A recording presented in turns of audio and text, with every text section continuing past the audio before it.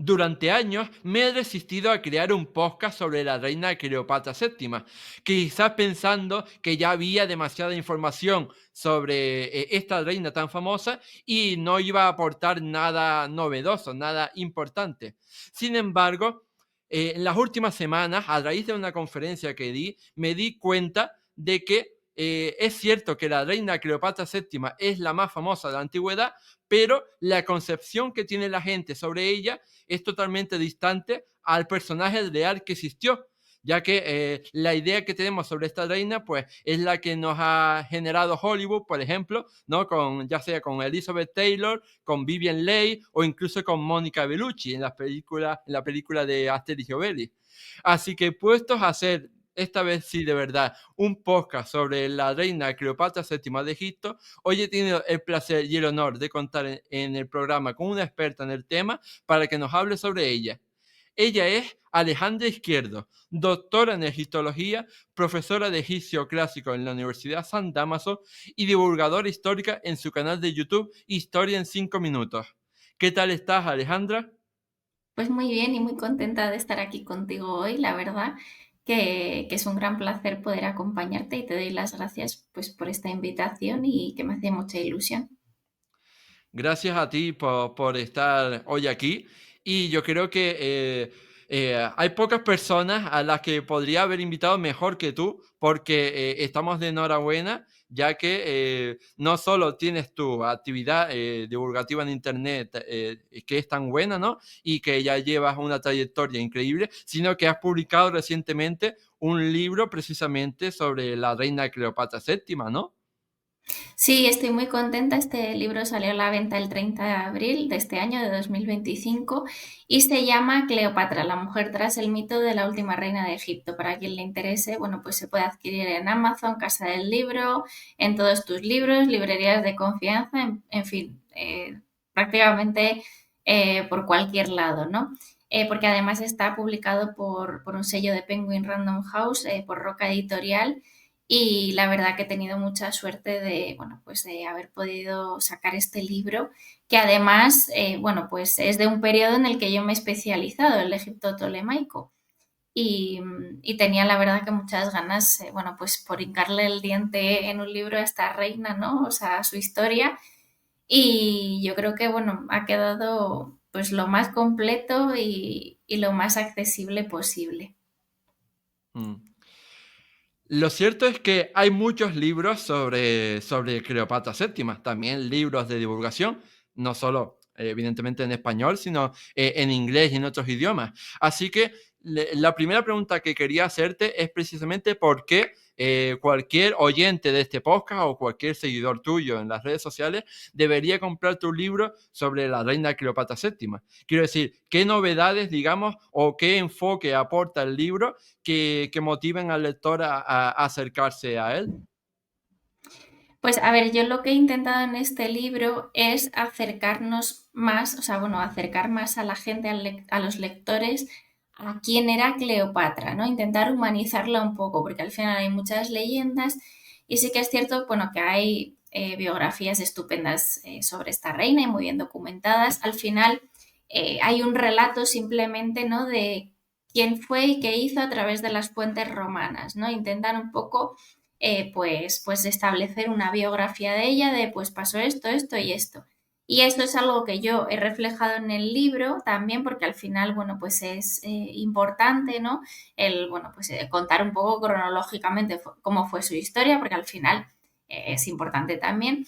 Pero lo que he procurado es tener muy en cuenta todo su contexto histórico. ¿Esto qué quiere decir? Pues, por ejemplo, a mí me parecía fundamental hablar de las reinas que hubo antes de ella. ¿Por qué? Porque si nosotros entendemos cómo eran las reinas del Antiguo Egipto y también las reinas de su dinastía, de la dinastía tolemaica, pues como Berenice II o Cleopatra I, pues entendemos mucho mejor cómo fue Cleopatra VII, ¿no? Y que realmente no fue tan diferente como otras que hubo antes de ella.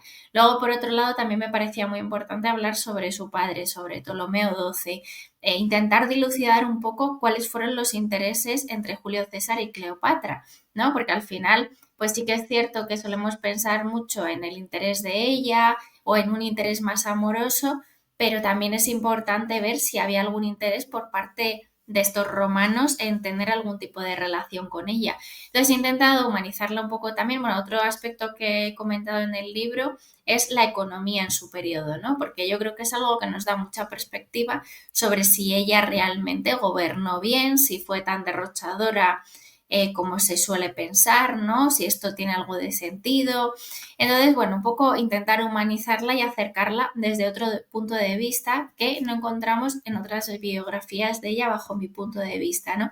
Que son más biográficas, por así decirlo, y esto es un estudio pues más completo en el sentido de que se tienen en cuenta otros aspectos que influyeron en Cleopatra, ¿no? Intentar ver un poco más la globalidad de todo su contexto, ¿no? También, bueno, pues hablo en el libro sobre la religión en su periodo, sobre por qué es importante, bueno, pues algunos de los textos que hacen referencia, por ejemplo, al nacimiento de Cesarión, que es en un contexto religioso donde se encuentra este documento, o, por ejemplo, los relieves que hay sobre ella, que tienen relación con la religión egipcia. Entonces, bueno, un poco tener en cuenta también otras fuentes, otros elementos que no sé si suelen tener en cuenta, ¿no? O sea, al final, en las biografías lo que solemos ver pues son referencias a la obra de Plutarco, de Dion Casio, que además son obras desde la perspectiva de Roma para hablar de Marco Antonio y de Julio César, no tanto para hablar de ella, y a través de esas biografías reconstruimos la historia de Cleopatra VII, pero yo he intentado también, bueno, pues tener en cuenta las pocas fuentes egipcias que hablan o que hacen alusión a esta reina, ¿no? Como es el papiro que se cree que está firmado por ella, bueno, pues la estela del Serapeum de Memphis, donde hay esta referencia a Cesarión que comentaba, relieves egipcios, bueno, en fin, tener un poco en cuenta también otras fuentes, ¿no? También nos hacen ver, bueno, pues cómo de influido está por el relato de Roma lo que conocemos de ella. Mm. Sí, eso lo mencionaremos más adelante en el podcast, pero lo podemos avanzar ya. O sea, que es curioso cómo podemos hacer una reconstrucción de la biografía de una persona cuando todas las fuentes que tenemos, ¿no? O todas las fuentes que se han utilizado tradicionalmente son las romanas y son aquellas en las que se trata de demonizar a Cleopatra, mostrándola como una bruja, como un demonio, ¿no? O como una persona totalmente malvada que tenía hechizado a Marco Antonio, ¿no? Que era una víbora sexual. Entonces, pues, evidentemente, con esas mimbres, ¿no? Es con las que se ha construido esa biografía. Así que, evidentemente, podemos cuestionar esa versión de la historia que nos quiso transmitir la antigua Roma. Sí, es muy importante tener en cuenta eso, cuál es la perspectiva de Roma y por qué está mediada, ¿no? Que es algo que he intentado también en el libro, intentar ver un poco desde el punto de vista romano, o sea, qué es lo que se ve malo de ella exactamente. No, que no es simplemente que sea una contrincante, sino también, bueno, pues que es una mujer no romana, o también, bueno, pues todas estas, bueno, pues todos estos relatos, todos estos discursos, el tema de su sexualidad, el tema de, por ejemplo, su excentricidad, la forma de actuar, todo eso muchas veces obedece a querer hacerla una buena contrincante. Es decir, si en las fuentes romanas dicen que ella era lo peor de lo peor, aunque fuese a nivel personal, pues al final hacen que la victoria de Roma y por lo tanto de Octaviano sea mucho mayor. Y eso es algo que tenemos que tener en cuenta, ¿no? O sea, al final muchas veces cuando se dice todo esto sobre ella no es tanto por machismo, sino también porque era una adversaria y por lo tanto, bueno, pues ellos tenían que construir una buena adversaria en sus discursos, porque si tú dices, no, yo me fui a una batalla y había cuatro y nosotros éramos cuatro también o éramos 10 y les ganamos, pues no es lo mismo que decir, no, nosotros éramos 10 y ellos eran 100 y aún así les ganamos, ¿no? Que es algo que sucede muchas veces en las Mm. fuentes históricas, que hay muchos estudios de estos de historia militar, ¿no? Para ver, bueno, ¿realmente eran 10 contra 100 o esto es una exageración? O sea, que es algo bastante habitual, ¿no? Pues en este caso lo mismo, lo único que en vez de ser 10 contra 100, pues al final bueno, pues es que ella era, pues, él les embelesaba, era súper inteligente, bueno, en fin, todas estas cuestiones, ¿no? Mm. Que vemos reflejadas en cómo se habla de ella. Sí, precisamente podemos empezar a abordar, digamos, su vida, comenzando, ¿no? Por su aspecto físico, ¿no? O sea, ¿qué sabemos a ciencia cierta de su aspecto físico? Porque seguramente si le preguntamos a cualquier persona no profesional de la historia, nos dirán, como mucho, ¿no? El bulo este de que tenía una belleza legendaria y que era guapísima, ¿no? Y que fue eso lo que cautivó a los líderes romanos y fue eso lo que, ¿no? Lo que enamoró a Marco Antonio y a Julio César. Entonces, háblanos un poco acerca de lo que sabemos a ciencia cierta, sin bulos, del aspecto físico de Cleopatra. Pues realmente, bueno, esto bajo mi punto de vista es muy difícil saberlo porque de hecho el que se suele mostrar como el retrato de Cleopatra, que es el de Berlín, ¿no? El busto este de Berlín que seguramente si buscáis Cleopatra séptima es el que os va a salir. Y cuando no sé, se suele hablar de su retrato, se suele tomar este como 100% cierto, ¿no? Este es el retrato de Cleopatra. Y yo realmente soy un poco cauta a la hora de tomar este retrato como un fiel retrato de Cleopatra. ¿Por qué? Porque este retrato se encontró en el siglo XIX en Roma y, bueno, sí que es cierto que si lo comparamos con algunas monedas, pero no con todas, tiene una cierta similitud, ¿no? Pero tampoco podemos estar seguros al 100% de que ella era Cleopatra, porque además el tipo de peinado es muy parecido al de otras mujeres de la época, o sea, no es un peinado excepcional que solo llevase ella, ¿no? Y luego las monedas, que bueno, uno podría tenerlas en cuenta, ¿no? Para ver cómo era su retrato. Lo que vemos en las monedas, si las estudiamos en conjunto, es que el retrato en estas va variando. ¿Por qué? Porque al principio de su reinado se reutiliza el rostro de su padre, ¿no? Entonces se hace un retrato femenino de ella, pero a base del rostro de su padre, ¿no? Uno podría pensar, bueno, pues es que era su padre y se parecería a él. Bueno, podría ser, pero es que si tú ves la evolución de las monedas, lo que ves es que hay una reutilización del rostro del padre. Luego sí que es cierto que hay algunas monedas donde sí que se parece al retrato de Berlín, este que comentaba, pero luego en las monedas que acuña con Marco Antonio vemos que el rostro de Marco Antonio y de Cleopatra es muy similar. Y si tenemos en cuenta todos los retratos que hay en las monedas, vemos que hay una gran variación de unas a otras, incluyendo la nariz, ¿no? Luego, por otro lado, tenemos representaciones de la reina al estilo egipcio, ¿no? Pues en relieves, en esculturas egipcias, ¿no? Con una estética egipcia, pero tampoco podemos estar seguros de que esta representación de la reina sea totalmente fiel a la realidad, sea un retrato realista, porque al final hay que tener en cuenta que en el arte egipcio, aunque en algunas ocasiones hay un cierto realismo, también hay un canon egipcio, ¿no? Y en este caso, bueno, pues no parece que refleje de forma súper realista, ¿no? Como sucede, por ejemplo, en los retratos de Amarna, ¿no?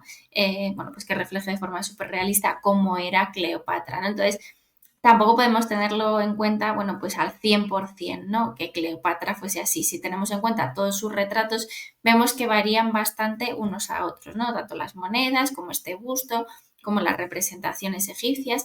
Entonces no podemos estar 100% seguros de cómo era su aspecto físico, ¿no? Bajo mi punto de vista, esto solo lo podríamos saber si aparece algún día su cuerpo. Pero esto es algo también muy complicado, como luego hablaremos, ¿no? Entonces, bueno, bueno, luego por otro lado, otra de las cosas que la gente suele tener en cuenta, ¿no? Cuando googlea y busca en internet retratos sobre Cleopatra, son los frescos de Pompeya. Pero los frescos de Pompeya fueron realizados mucho después de su muerte por personas que muy probablemente, bueno, muy probablemente no, o sea, que no la conocieron, ¿no? Entonces no podemos tener en cuenta los retratos de Pompeya como retratos fieles a la realidad, porque son idealizaciones, ¿no? Entonces, bueno, luego, pues eso, las fuentes, pues obviamente se exalta, ¿no? Estos atributos, pero también hay que tener en cuenta que el atractivo de una persona es subjetivo, ¿no? Bueno, es algo que cuento en el libro, ¿no? Que muchas veces, seguro que os ha pasado a todos, que te enseñan una foto antigua de alguien y dice, este era guapísimo. Y a lo mejor tú no lo ves tan claro así en un principio, ¿no? Y dices, bueno, pues si tú lo dices, pues era guapísimo. Pero a mí no me lo parece. ¿Por qué? Porque al final el atractivo de alguien no es solo una cuestión de que la belleza sea objetiva, ¿no? De decir, bueno, esta persona yo la veo y es guapa hace 400 años y ahora, ¿no? Hay muchas veces que la belleza de alguien pues es más subjetiva, ¿no? O sea, bueno, o este atractivo de una persona, ¿no? Que tiene que ver más con el moverse, la forma que tiene de ser. O sea, hay otros elementos que juegan a favor de que podamos considerar a una persona más atractiva o menos atractiva. Entonces yo creo que es un poco lo que sucedió en el caso de Cleopatra, que, bueno, tampoco yo creo que fuese Miss Universo por así decirlo, ¿no? Para que nos entendamos, pero tampoco considero yo que fuese feísima, o sea, yo considero que seguramente teniendo en cuenta, bueno, pues el contexto, que era una reina, que eso también, pues seguramente contribuyó a que fuese una persona atractiva, ¿no? O sea, es una persona que estaba bien formada, sabía hablar, según Plutarco sabía hablar idiomas, y luego además de todos estos conocimientos que ella tenía, pues era reina y su vestimenta y todo lo que la rodeaba pues iba acorde con eso, lo cual probablemente influye en su atractivo, ¿no? Entonces hay que tener en cuenta también que cuando hablamos de esta belleza, de este atractivo de Cleopatra, hay que tener en cuenta también todo lo que rodeaba a esta persona, intentar también pensar un poco en, bueno, pues personas que nosotros consideramos atractivas, ¿no? Que a lo mejor pues en otros periodos no lo serían, ¿no? O si simplemente ves una foto de esa persona, a lo mejor a ti no te parece atractivo, pero luego la conoces en persona y es mucho más. Yo creo que se me está entendiendo un poco por dónde voy y creo que un poco Ujú. todos podemos empatizar con esta idea. Mm. Y a raíz de una famosa producción de Netflix, se montó la polémica acerca del color de piel de Cleopatra. Entonces, a lo mejor podemos concluir nuestro apartado sobre el aspecto físico de Cleopatra, resumiendo, ¿no? Brevemente, qué sabemos a ciencia cierta, digamos, sobre la piel de Cleopatra. Me refiero, ¿era blanca o era negra o era mestiza, morena? ¿Cómo era? ¿O qué se cree que era? Bueno, esta cuestión la trato en mayor profundidad en el libro porque me pareció importante porque, bueno, a mí, bueno, me cayó un poco la del pulpo cuando salió esta serie de Netflix porque yo decidí, pues, muy pedagógicamente hacer un análisis sobre, bueno, primero hice lo de si Cleopatra era negra o no y luego hice el vídeo de, bueno, pues errores históricos en esta Cleopatra de Netflix, ¿no? Entonces, bueno, yo hice ahí con toda mi buena voluntad y didáctica estos vídeos y hubo mucha gente que no lo entendió, ¿no? O sea, no entendía un poco cuál era el planteamiento. Entonces, el planteamiento, bueno, que yo tengo es que no era ni blanca como la leche, como Elizabeth Taylor, tan muy poco probablemente, pero remotamente sería como la Cleopatra de Netflix, o sea, esos rasgos y bueno, esa forma, ¿no? Física, pues es muy poco probable, por no decir casi imposible que fuese, pero lo más probable es que en el caso de su madre haber sido egipcia y de tener rasgos como una egipcia como tal, bueno, pues sería más parecida a una egipcia actual, ¿no? Joyce Tildesley dice que seguramente, bueno, pues sería un poquito morena y con el pelo oscuro, ¿no? Es decir, bueno, pues más parecida a una egipcia actual. Pero bueno, yo creo que de todas formas a mí me cayó un poco la que me cayó en ese momento, porque claro, hay que tener en cuenta, bueno, pues que es un tema polémico, es un tema que ya viene de atrás, aunque, bueno, pues haya sido, bueno, conocido o famoso ahora, porque, bueno, esta pugna, ¿no? Un poco por el color de piel de Cleopatra, bueno, pues es una lucha entre unas cuestiones eurocéntricas, afrocentrismo, entonces al final ahí confluye un poco la disputa, ¿no? Pero yo creo que, vamos, ni Elizabeth Taylor ni la Cleopatra de Netflix. Y yo lo que me dediqué en ese vídeo es, bueno, pues a intentar acercar un poco el antiguo Egipto, y en concreto el Egipto tolemaico, que tenía una sociedad muy compleja y muy rica a la gente, pero bueno, se malinterpretó. Luego también me hizo mucha gracia porque, claro, yo no, o sea, yo dije que realmente, porque esto es cierto, hasta que no nos llegue su cuerpo, no podemos estar 100% seguros de cómo era físicamente, porque es que no podemos estarlo. Mm. Entonces hubo gente bueno, me tachó de woke, pero luego hubo otra gente que me tachó de todo lo contrario. Entonces yo me sentía un poco la Alejandra de Schrödinger. O sea, o soy woke o soy todo lo contrario. O sea, no sé, era como que me cayó un poco por las dos partes, simplemente, bueno, pues por intentar de una forma objetiva y también didáctica, ¿no? Con este afán de acercar el Egipto tolemaico a la gente. Entonces, bueno, la conclusión sería que es eso, que lo más parecido, y con lo que yo concuerdo, es que sería como dice Joyce Tildesley, que, bueno, pues fuese de estas características, ¿no? Pelo negro o oscuro bueno, un tono de piel pues más olivada, más morena, más parecido a una egipcia actual. Mm. Yo creo que todos los que hacemos contenido en internet hemos tenido que sufrir alguna vez esos ataques de odio injustificado. Así que desde aquí, desde esta pantalla, te envío un muy fuerte abrazo porque evidentemente todo ataque está injustificado y no tiene ningún sentido, teniendo en cuenta el buen trabajo que hacen y que hacemos los creadores de contenido de calidad. Muchas gracias, Oscar. Y ahora, pues, que quería que avanzáramos un poco en la vida de Cleopatra y estudiemos un poco qué sabemos acerca de, digamos, la primera etapa de su vida, que es la etapa en la que era princesa, ¿no? O sea, hija de Ptolomeo XII, y abordemos un poco, pues, esa turbulenta y complicada infancia que tuvo con su padre en el exilio, que si vuelve, que si no vuelve, que ahora me peleo con mi hija Berenice, que tal, que cual. Entonces, háblanos un poco acerca de la vida de Cleopatra antes de la muerte de Ptolomeo XII.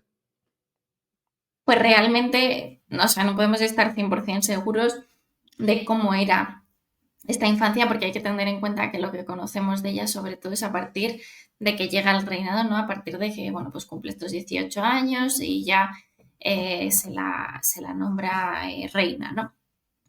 Entonces, realmente como tal, no podemos estar 100% seguros de cómo fue su infancia, pero aún así, bueno, pues como sabemos cómo era un poco la vida de los príncipes y princesas de esta dinastía, sí que podemos saber en este sentido, pues, cómo debió vivir. Entonces, ¿cómo fue la infancia de Cleopatra? Bueno, en primer lugar, no estamos seguros de quién fue su madre. Hay una hipótesis, que es la hipótesis, bueno, de un investigador alemán que, bueno, establece que su madre pudo no ser Cleopatra sexta, como proponen algunos investigadores, sino que pudo haber sido una mujer egipcia, ¿no? De la élite egipcia, bueno, del entorno de la familia sacerdotal menfita, ¿no?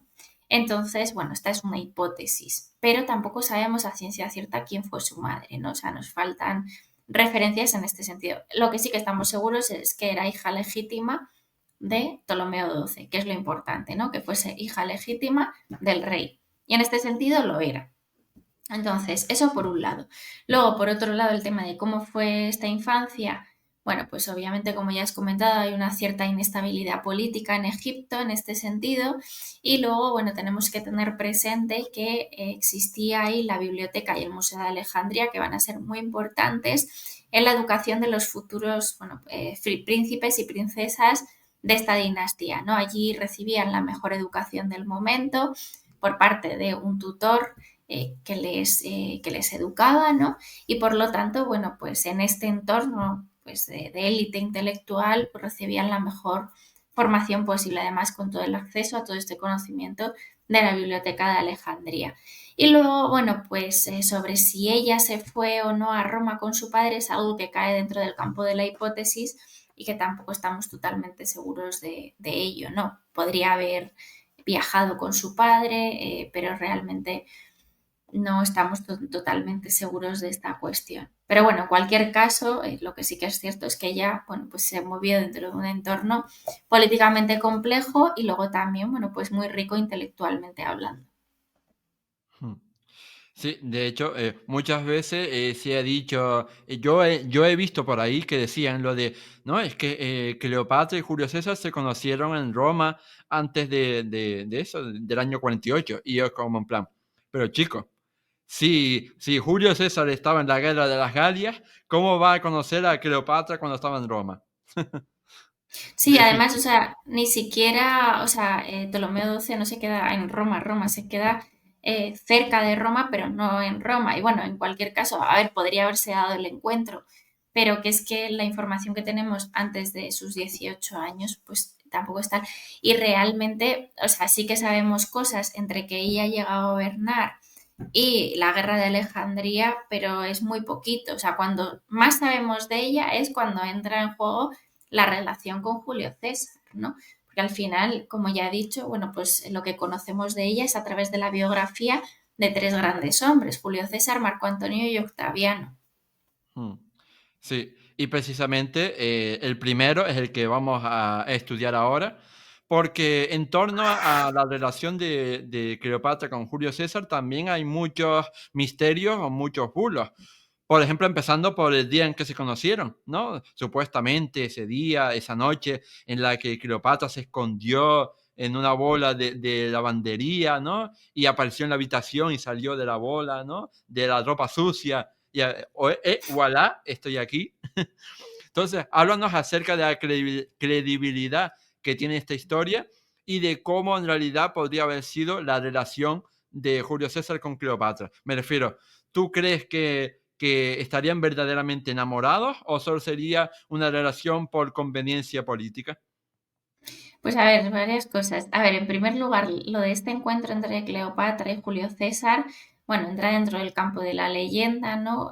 Bueno, realmente esto es algo que conocemos gracias a Plutarco. Plutarco nos habla de que Cleopatra llega de esta forma, escondida, a encontrarse con Julio César en este contexto de la guerra de Alejandría, donde, bueno, pues Julio César estaba muy enfadado porque habían matado a Pompeyo, que era su adversario, pero él consideraba que había sido injusto que los egipcios, bueno, en este caso Ptolomeo XIII, decidiese matar a su adversario, ¿no? Entonces él se enfada, bueno, hay una disputa, ¿no? Entre Julio César, Ptolomeo XIII, ella luego entra en juego también porque ella estaba en conflicto con su hermano, con el que en teoría, bueno, estaba gobernando, pero había mucho conflicto dentro del trono, ¿no? Entonces, bueno, la cuestión es que según nos cuenta Plutarco, ella aparece así. Nosotros pensamos que llega enrollada en una alfombra por dos motivos. En el siglo XVIII hay una traducción en el inglés que traduce este texto de Plutarco, lo cual nos muestra la importancia de acudir siempre a traducciones lo más actualizadas posible y lo más fiables posibles.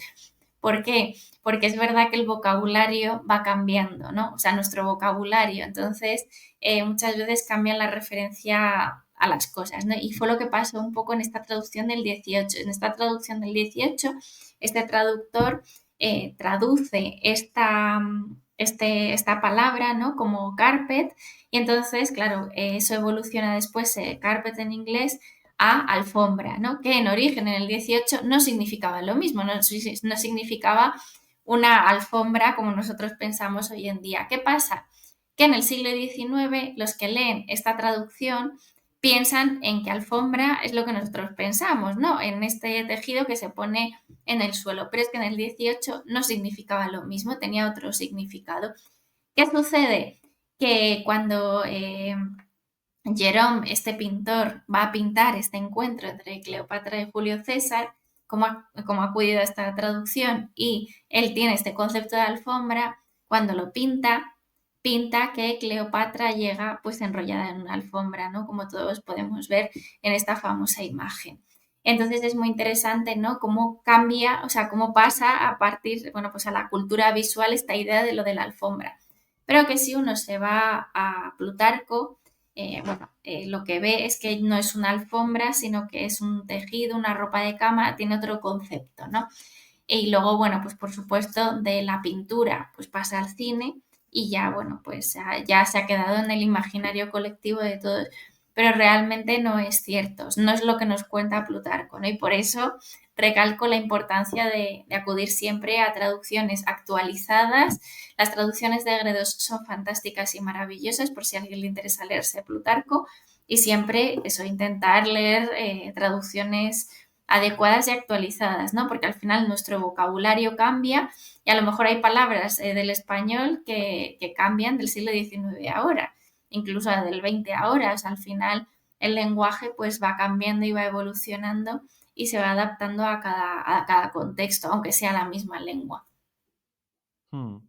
Sí, aprovecho para decir que Gredo, si estás escuchando este podcast, pues te agradecemos profundamente todo lo que has hecho por nosotros.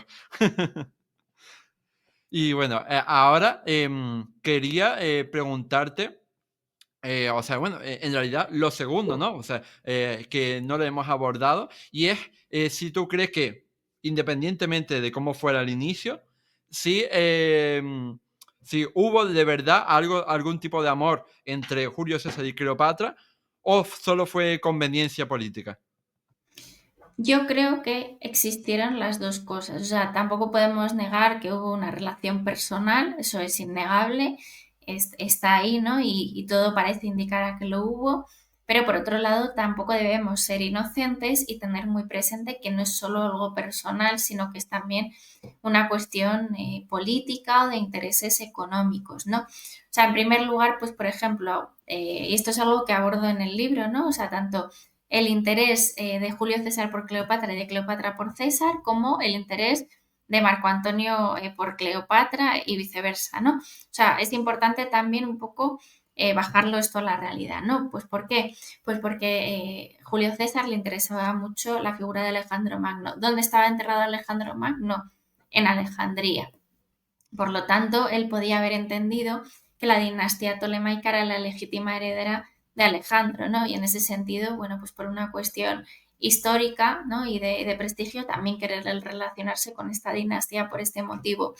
Otro motivo, bueno, de esta relación es el testamento de Ptolomeo XII, del padre de Cleopatra, que probablemente, bueno, pues, o sea, Roma al final se sentía, bueno, en cierto sentido, responsable, ¿no? Era responsable del mantenimiento de este testamento, ¿no? Y de que, bueno, pues estos dos reyes hermanos gobernasen en Egipto. También no podemos dejar, no, no hay que perder de vista que Egipto era un país muy rico, tenía mucho que ofrecer, ya no solo por el grano, ¿no? Esto que se suele decir de Egipto era el granero de Roma. También hay que tener en cuenta que Alejandría es un puerto muy importante dentro del Mediterráneo, que conecta rutas comerciales dentro de este mar y no solo dentro de este mar, sino que conecta las rutas comerciales del interior de África con el Mediterráneo.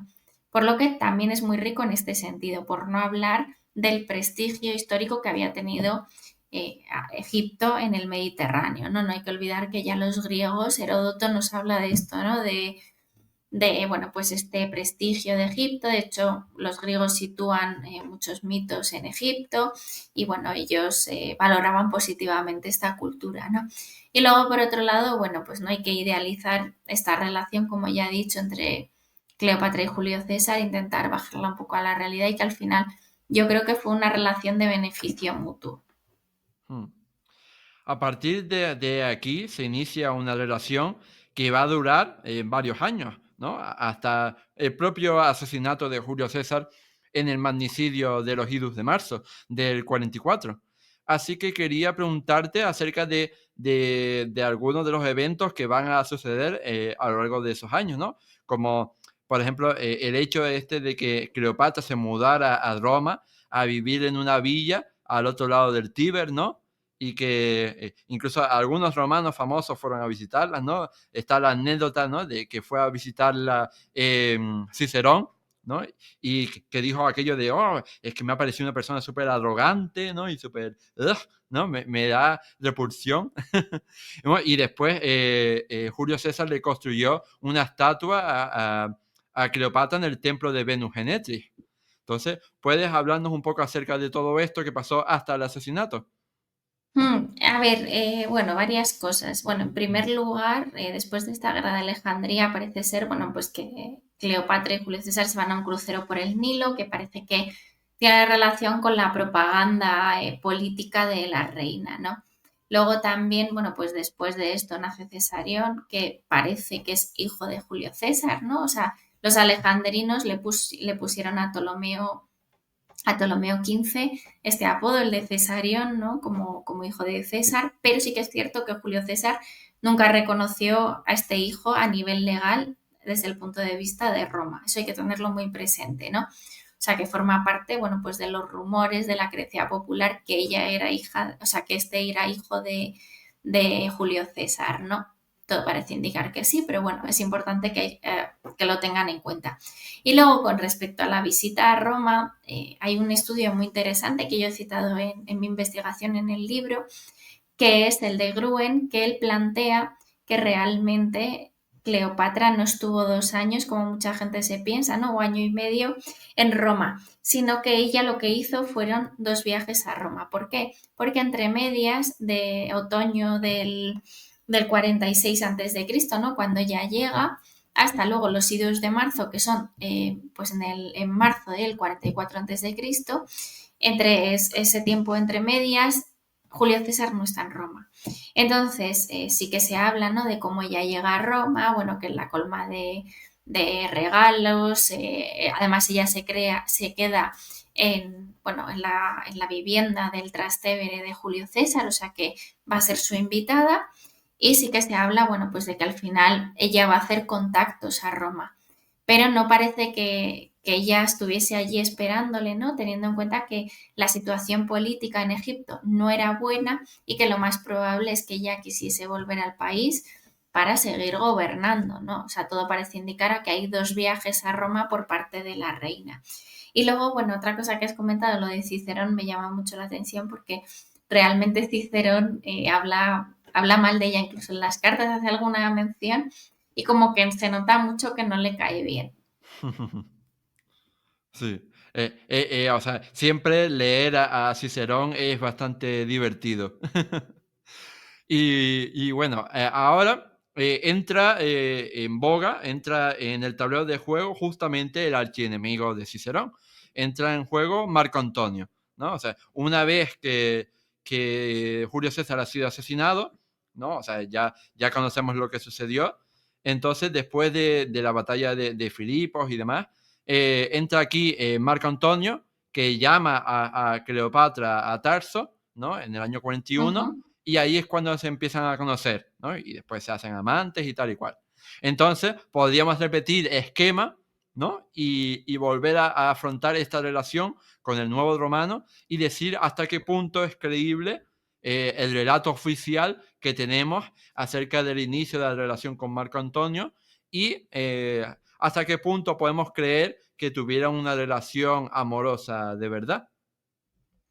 Bueno, en este caso parece que probablemente, bueno, pues Marco Antonio y Cleopatra se conocieron antes bueno, de este encuentro en Tarso, ¿no? Todo parece indicar, teniendo en cuenta que ella había estado en Roma, los círculos en los que se movía Marco Antonio y ella, parece que no es su primer encuentro, pero bueno, sí que se nos habla, bueno, de este encuentro, ¿no? Tan fantasioso, porque además a Marco Antonio parece que le gustaba mucho el lujo oriental, se ve fascinado y yo creo que también tiene esto mucho que ver, ya no solo porque a lo mejor el encuentro fuese así, ¿no? Como muy impactante, o sea, la puesta en escena y todo esto, sino porque también, bueno, hay que tener en cuenta que el gran contrincante de Octaviano es Marco Antonio, ¿no?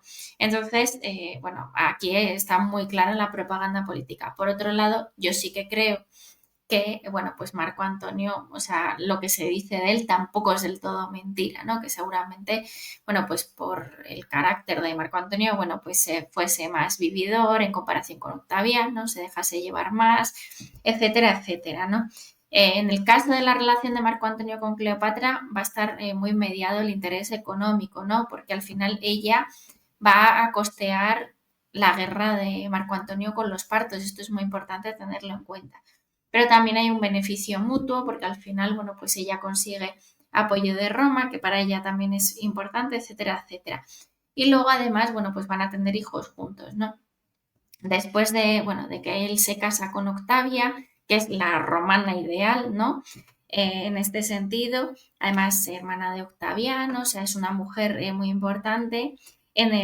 pues en el 40 antes de Cristo van a tener a Cleopatra Selene y Alejandro Helios y van a pasar 3 años más o menos, sí, 3 años separados, ¿no? Es decir, este romance no va a ser ininterrumpido en el tiempo, ¿no? O sea, va a haber ahí 3 años en los que él se va, ella, bueno, pues tiene a los gemelos y no van a estar juntos, o sea, él está con sus asuntos en Roma, ¿no?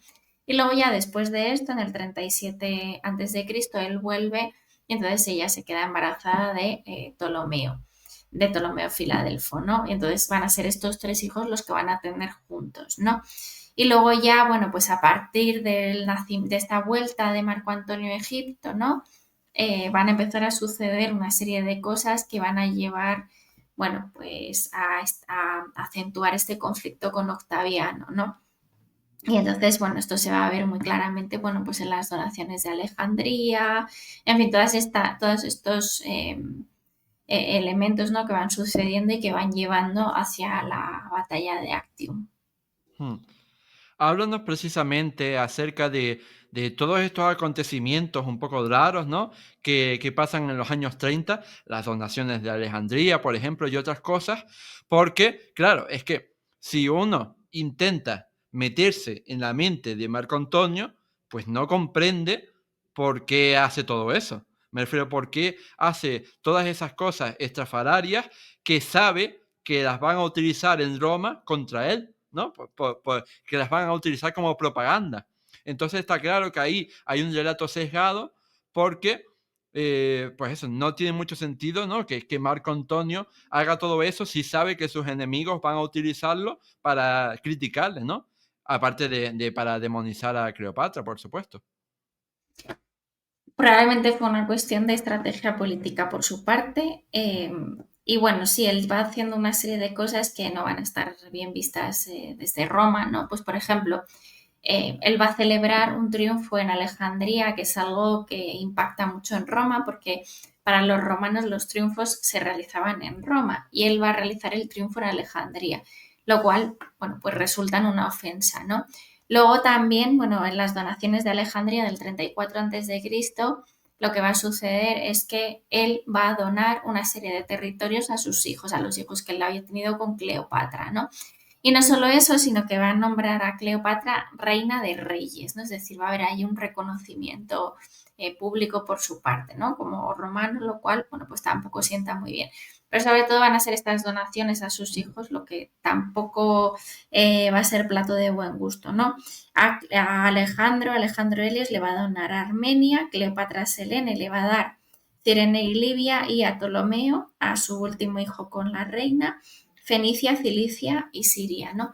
Por tanto, bueno, pues va a ser algo que va a tener pues bastante envergadura, pero la guinda del pastel se lo va a llevar, bueno, pues cuando en el 32 Cristo va a pedir el divorcio a Octavia, ¿no? Esto es un problema porque, bueno, pues él había establecido una alianza en el Tratado de Brindisi con Octaviano y además esto resultó en el matrimonio con Octavia. Lo cual, pues obviamente a Octaviano no le sienta bien porque al final lo ve como una ofensa, ¿no? ¿Por qué hace todo esto Marco Antonio? Bueno, pues porque a lo mejor él pensó que de esta forma iba a ganar. No lo sé, no estoy dentro de su mente.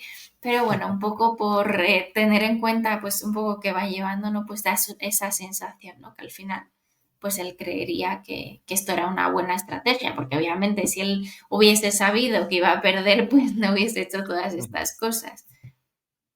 Evidentemente, nadie combate desde el principio sabiendo que va a perder. Y precisamente ahora de combates es de lo que vamos a hablar, porque como ya hemos dicho, a lo largo de los 30, de los años 30, se está ahí cocinando, ¿no? Una nueva guerra civil romana entre Marco Antonio y Octaviano, el futuro César Augusto.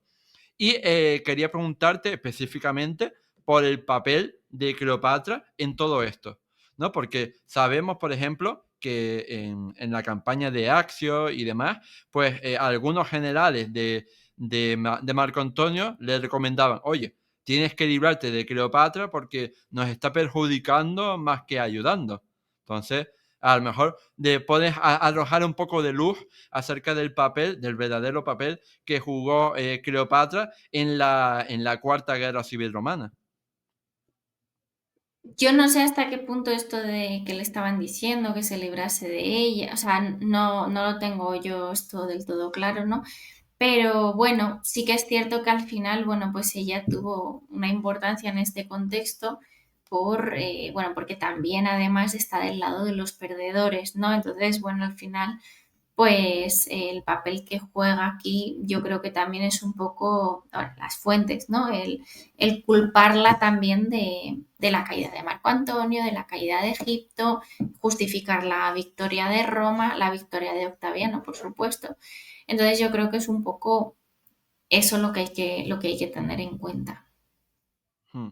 Sí, de hecho, por ejemplo, cualquiera que haya leído las fuentes primarias sobre la batalla de Accio, saben que las fuentes romanas culpan a Cleopatra de ser una cobarde, de huir, ¿no? De provocar la huida de Marco Antonio, cuando si estudias un poco la batalla, pues sabes que lo más probable es que desde antes de empezar la batalla ya tuvieran pensado a priori la idea de huir. Me refiero que no fue algo que tomaron ahí improvisadamente porque la reina entró en pánico y huyó, sino que vamos, que desde mucho antes de empezar la batalla ya tendrían la idea de huir porque sabían que eso no podían ganarlo porque Agripa a lo largo de todo ese año 31 pues había conseguido muchas victorias en la costa griega, ¿no?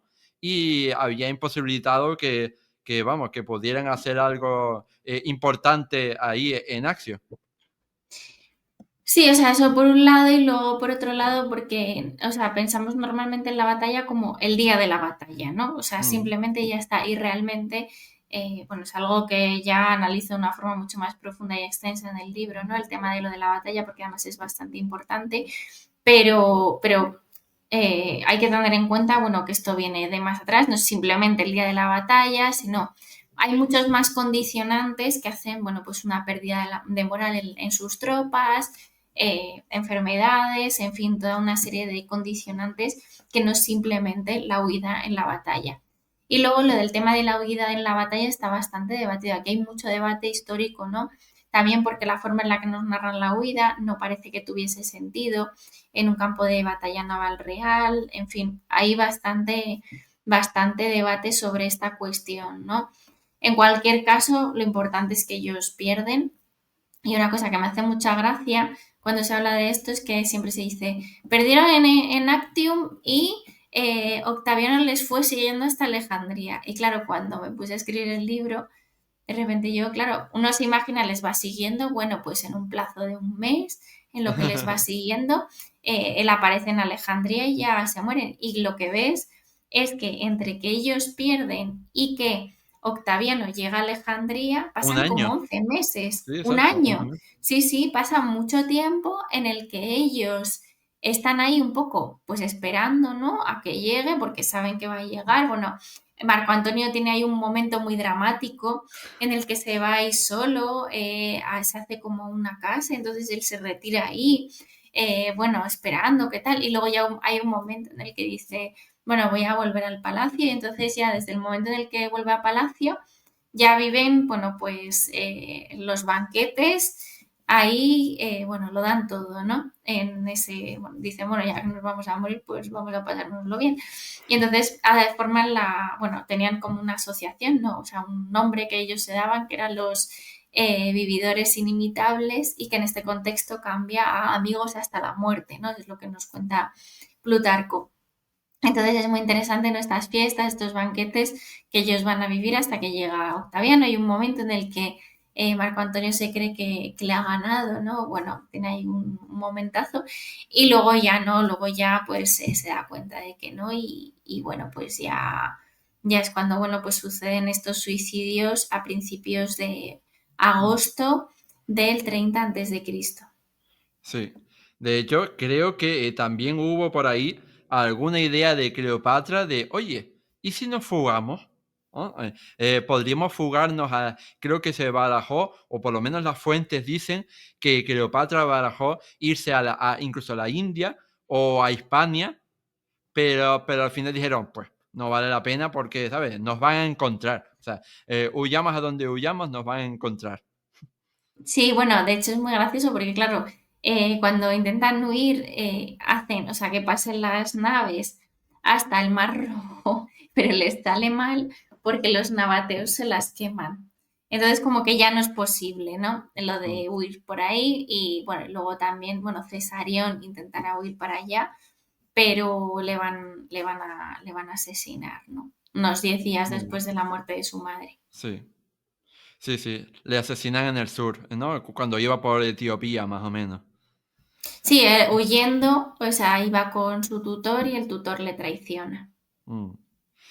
Y bueno, para acercarnos hacia el final del programa, evidentemente hay que tratar el tema de los suicidios, ¿no? Como tú dijiste antes, de las muertes de Marco Antonio y Cleopatra.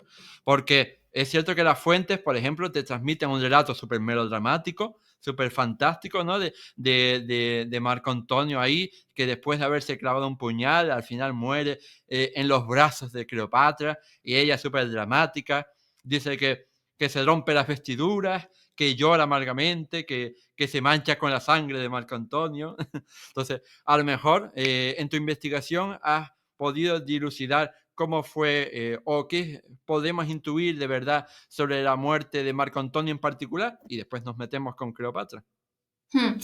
Realmente, bueno, esto es algo que he analizado en un capítulo entero del libro, ¿no? Porque es un tema que tiene, la verdad, bastante miga. No podemos saber 100%, bueno, pues que si lo que nos cuenta Plutarco es 100% verdad o tiene algo de fantasía, porque al final, bueno, pues son las fuentes que tenemos, ¿no? O sea, tenemos que en ciertos puntos confiar en lo que nos cuentan, ¿no? Porque al final, bueno, pues es lo que tenemos. Y, bueno, como no hemos estado ahí, no tenemos fuentes egipcias que nos den un rato más detallado, pues tenemos que confiar en este sentido, ¿no? Sí que es cierto, bueno, pues que hay ahí pues una lucha con Octaviano, ¿no? Porque al final Octaviano se los quería llevar, entonces sí que hay ciertos aspectos que sí que parecen veraces, ¿no? En el sentido de que al final pues ellos no quisiesen entregarse. Mm.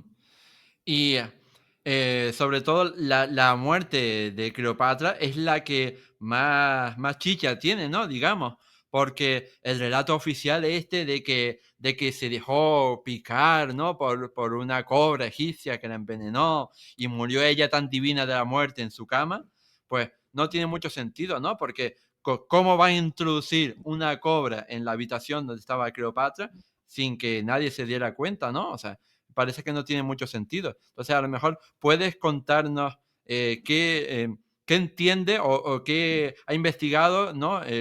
La ciencia actualmente acerca de la verdadera muerte de Cleopatra. Claro, a ver, aquí hay debate, ¿no? Porque de hecho, bueno, pues dependiendo de la fuente, pues unos nos cuenta, bueno, pues que el áspid le pica en el pecho, otros en la mano, en fin, hay cierta variabilidad en este sentido. Y luego, pues la triquiñuela fue que, bueno, pues entraron con una cesta con higos, ¿no? Alguno creo recordar que dice una cesta con flores y que ahí estaba escondida el áspid, ¿no? ¿Qué pasa? Que, bueno, pues hay diferentes investigadores que esto les ha chirriado un poco y por las medidas que tiene el ASPID, pues parece poco probable que pudiesen esconderlo de esta forma. O sea, muy grande tendría que ser la cesta, ¿no? Otra posibilidad es que a lo mejor se hubiese envenenado simplemente. Y luego, además, porque el tema del ASPID tiene ahí pues bastante historia, porque claro, o sea, para matarte realmente pues te tendría que picar de tal forma. Y además, Siria y Carmión, que se suicidaron con ella, pues la cantidad de veneno, o sea, que no es tan fácil como para, ala, nos Mm, suicidamos rápido, ¿no? Entonces, bueno, hay todo un debate sobre esta cuestión de lo del ASPID. Se suele indicar, bueno, ya que a lo mejor lo del ASPID no es real, sino que simplemente, bueno, pues un veneno y que probablemente lo de la serpiente tenga que ver, bueno, con una simbología egipcia, ¿no? Lo cual no nos debería extrañar mm, porque bueno, en autores griegos, ¿no? Por ejemplo, y creo que en algunos romanos también, pero yo estoy segura de lo griego, en lo romano, si alguien sabe más que yo, pues que me corrija, pero al menos con los griegos sucede en muchas ocasiones bueno, se ponen muertes a una persona, ¿no? En concreto, bueno, pues por características que tenía esa persona o por cosas que hacía en vida, ¿no? Entonces luego, a la hora de analizar, bueno, pues cómo determinados personajes históricos de la antigua Grecia murieron, bueno, pues se ve que es algo más simbólico, ¿no? O que real que muriesen así, ¿no? Porque en esa forma de los autores griegos de relatar la muerte de alguien, pues lo que están es mostrando realmente algo de su personalidad y no tanto como que esa persona muriese así, ¿no? Bueno, la cuestión es que lo que se ha planteado es que como la serpiente en el antiguo Egipto tiene tanta importancia, bueno, la serpiente muestra varias diosas, una de ellas es la diosa Wadjet, que es la diosa cobra que se pone siempre como el ureo sobre la Mm. cabeza, ¿no? Entonces esta diosa Wadjet es protectora, es una de las dos señoras protectoras de Egipto, junto con la diosa Nekhbet, la diosa buitre. Entonces se ha planteado, bueno, que por este símbolo, ¿no? Asociado con el antiguo Egipto, con la protección además de la monarquía, pues que sea una forma, bueno, pues de un poco de hacer alusión, ¿no? A que, bueno, pues Cleopatra cae con un símbolo que es tradicionalmente egipcio, ¿no? Que por lo tanto, bueno, pues entraría más dentro de lo simbólico. Luego, por otro lado, en la narración de Plutarco, si uno, bueno, pues le gusta investigar o saber sobre religiones mistéricas, es muy interesante y es algo que se ve en otros relatos de Plutarco, como en Isis y Osiris, que es otra obra que tiene él. Vemos que, bueno, pues Plutarco a veces mete algún elemento de estas religiones mistéricas, ¿no? Entonces, en esa forma que él tiene de narrar la muerte de Cleopatra, vemos alusión a estas religiones mistéricas, ¿no? En la que siempre hay algo oculto que no se muestra al espectador porque es solo para los iniciados en esa religión mistérica. Y es lo que sucede cuando se relata la muerte, ¿no? Se habla de cómo se introduce, Cleopatra cierra la puerta y lo siguiente que sabemos es que Octaviano se entera de la muerte de Cleopatra, por lo que ahí hay algo que desconocemos, ¿no? Que solo pudo conocerlo Cleopatra, Iria y Carmión, ¿no? Por lo tanto, deja ahí un poco la duda, ¿no? Al final. Y es algo muy interesante también, ¿no? Pero bueno, al final siempre lo tenemos en cuenta este relato de la muerte de Cleopatra, porque como digo, es la fuente que tenemos, pero sí que podemos, bueno, establecer estos debates para ver si realmente ella se murió así o no. Mm. De hecho, en la biografía que yo tengo, que es la de Duane Ruler, no sé si se pronuncia así el nombre, pero, pero Sí. bueno, en esa se menciona que a lo mejor pudo ser por algún tipo de alfiler o aguja envenenada, que evidentemente eso es mucho más fácil de colar, ¿no? En una cesta de frutas y tal. Podría ser, sí, es otra de, o con un pasador de pelo también se ha Ujú, comentado. Realmente, bueno, como no estábamos ahí, pues no podemos saberlo. claro. Y para terminar ya el programa, quería preguntarte acerca de las investigaciones arqueológicas que se han hecho para tratar de encontrar la tumba o la momia de Cleopatra. Y quería preguntarte tu opinión acerca de por qué nunca, precisamente, por qué nunca hemos encontrado nada relacionado con ella. Me refiero, la Hmm. tumba o la momia, porque sabemos que a veces no están juntas. Sí, bueno, esto es un tema que también he tratado en el libro, ¿no? Porque me parece importante. Y es que, bueno, pues llevan 20 años buscando la tumba de Cleopatra en Taposiris Magna, ¿no? Por parte, bueno, pues de esta investigadora, de esta arqueóloga, con el apoyo de Zahi Hawass. Entonces ha sido muy mediático, ¿no? Lo de la búsqueda de la tumba de Cleopatra en Taposiris. Realmente todas las fuentes textuales nos indican que este enterramiento fue en Alejandría. ¿Por qué? Porque cuando se habla de los días que suceden entre la muerte de Marco Antonio y la de Cleopatra, Cleopatra pide a Octaviano poder ir a hacer libaciones a la tumba. ¿Qué pasa? Que si hubiese sido en Taposiris Magna le hubiese llevado varios días de ida, días de vuelta, y sin embargo ya va en el día. Por lo tanto, todo parece indicar que estaba cerca del Palacio Real, por lo tanto, en Alejandría, ¿no? Eso por un lado. Luego, por otro lado, sí que es cierto que en Taposiris Magna se han encontrado enterramientos de época tolemaica, pero, y sí que es cierto que hay una vinculación entre Cleopatra y la diosa Isis, pero al igual que otras reinas tolemaicas, ¿no? Porque esta identificación con la diosa Isis la hicieron a la hora de gobernar, ¿no? Entonces, bueno, ella cree, esta investigadora, que puede estar la tumba de Cleopatra en Taposiris, pero realmente, bueno, después de 20 años, de vez en cuando salta alguna noticia de que están muy cerca de encontrarla, pero no tenemos pruebas contundentes, como bien indica Chris Naughton, en que vaya a estar ahí, ¿no? O sea, yo coincido en este punto con Chris Naughton, con este egiptólogo inglés, en que es muy poco probable que la tumba de Cleopatra se encuentre en Taposiris Magna. Lo más probable y lo más lógico, porque además las fuentes nos hablan de la construcción de su tumba en Alejandría, es que la tumba de esta reina se encontrase en Alejandría y que no nos haya llegado bien porque parte del patrimonio arqueológico de la ciudad, del patrimonio de época tolemaica o romana, no nos ha llegado porque se ha seguido construyendo encima, aunque nos han llegado restos arqueológicos de época tolemaica y romana muy interesantes, ¿no? O bien podría estar bajo el agua, porque por diversos terremotos que sucedieron en la ciudad, pues parte de la ciudad está bajo las aguas, ¿no? Entonces es otra de las posibilidades, ¿no? Que no esté construido encima, sino que esté bajo el agua. Pero realmente, bueno, pues no, o sea, es poco probable que esta tumba vaya a aparecer, ¿no? Porque, como digo, si está bajo el agua, pues se podría haber perdido. Si se ha seguido construyendo encima, pues también es probable que, bueno, pues que no se encuentre. Y luego también hay que tener en cuenta que, sobre todo en las tumbas que están cerca de la costa, pues al final, bueno, pues Alejandría es una ciudad que está al lado del mar. No es como en otras zonas de Egipto que las tumbas están en el desierto y están muy bien conservadas, sino que al final, bueno, pues hay más humedad, es más complicado, ¿no? Que nos hubiese llegado su cuerpo intacto, al igual que, pues es muy difícil que nos llegue el cuerpo de Alejandro. Mm, sí. Así que nada, con esa pena que nos da el que a lo mejor nunca lleguemos a conocer la tumba de Cleopatra o la momia de Cleopatra, pues acabamos este episodio. Y llegados a este punto, yo solo quería agradecerte infinitamente a ti, Alejandra, por haber venido aquí a hacer este episodio tan especial sobre la reina más famosa de la antigüedad y a desmontar muchos bulos que hay alrededor de ella y que siguen instalados en el imaginario colectivo. Así que muchísimas gracias por todo. Nada, muchas gracias a ti, Oscar, por haberme invitado.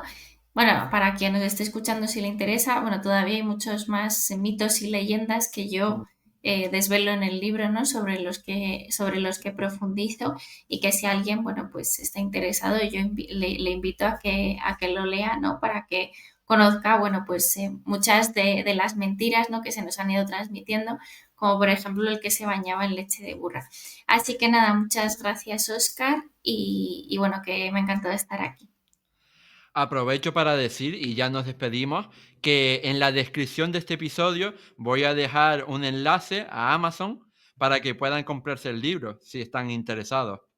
Muchas gracias.